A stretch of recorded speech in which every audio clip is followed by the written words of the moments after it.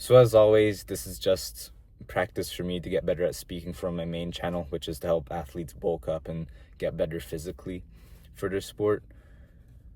But today I just wanted to talk about two great books. And these aren't any two books in particular. The only reason I'm picking two is because I feel like for the channel length or the length of the content, 5 books would be too much or 3 books would be too much, and one book wouldn't be enough. So that's why I'm choosing three.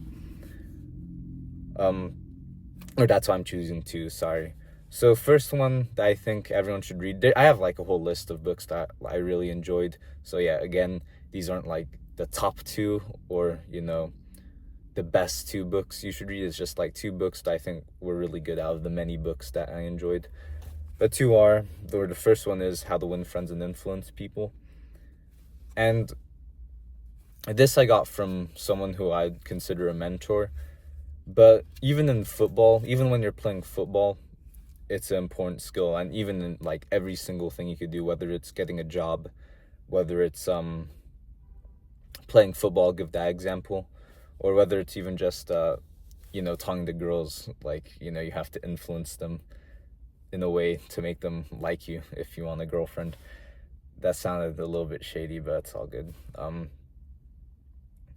But it's important because in football, like, there's some people that were just insane athletes, but when it came to getting recruited and their coach would come, they would like not follow the basic rules of human interaction, which is what this book teaches.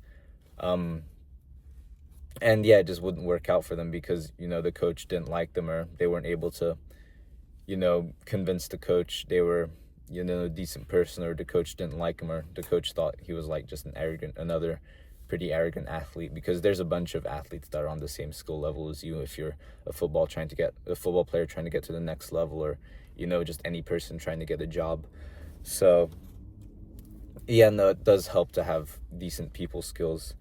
And all this book it's not like, it sounds really cringe. I remember when I was reading it, some of my football teammates came into my apartment, and they saw this book and they were like, "Oh, Gabe, bro, I'll be your friend." Like, it sounds a little bit strange, like how to win friends and then influence them. Like, yeah, I know it might sound a little bit cringe, but all it is just the basic rules of human interaction. Like, one of the chapters, I'm not going to list more than one of the chapters just because it'll be too long, but it was just, be interested, not interesting, or that was the moral of the chapter.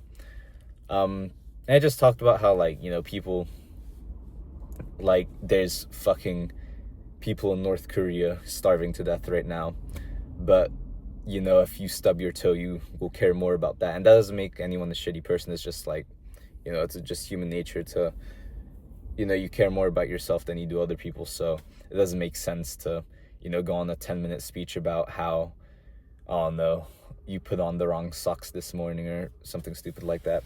Or not something stupid, I guess it matters if, you're a fashionista and you want to wear good socks. But it's just, the other person doesn't care as much as you, and you should just keep that in mind when talking to people.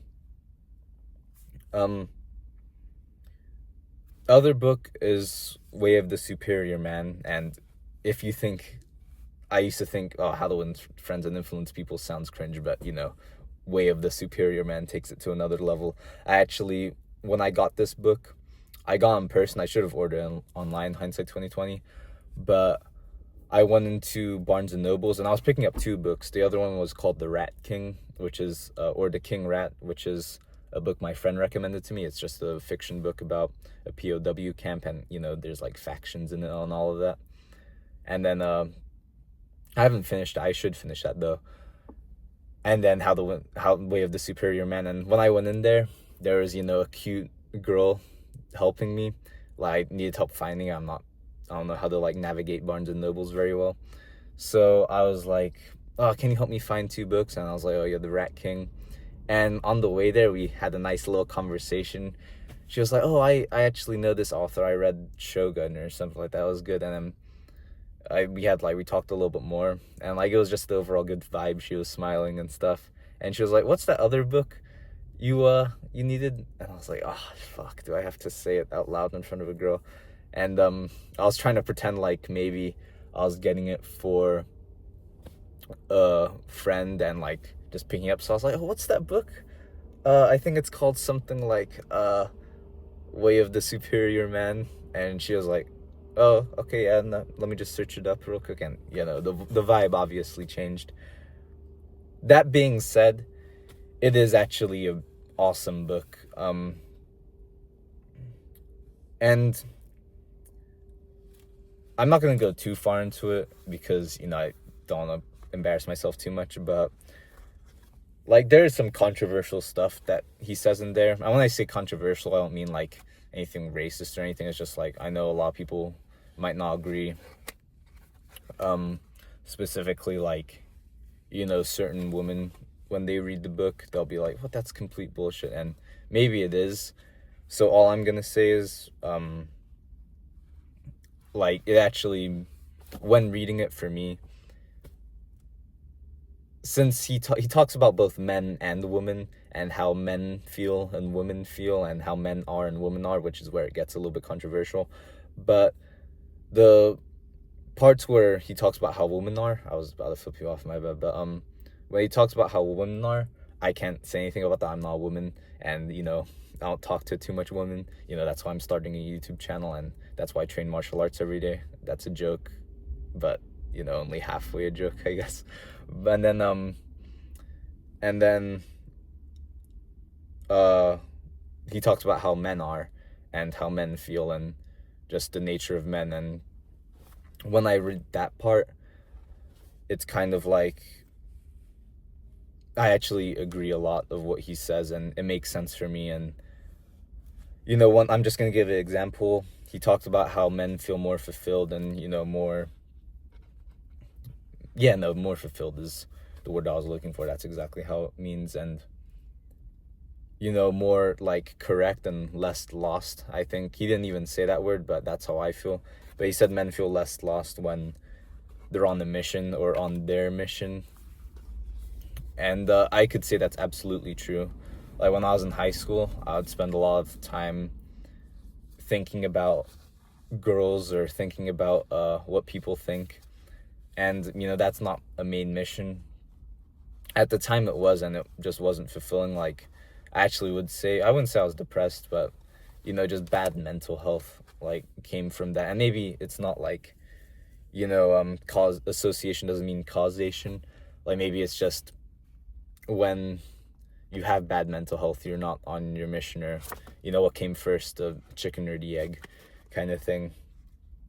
But I will say when I decided I don't want to be trash at football, I want to like get bigger and stuff, it actually did help me a lot.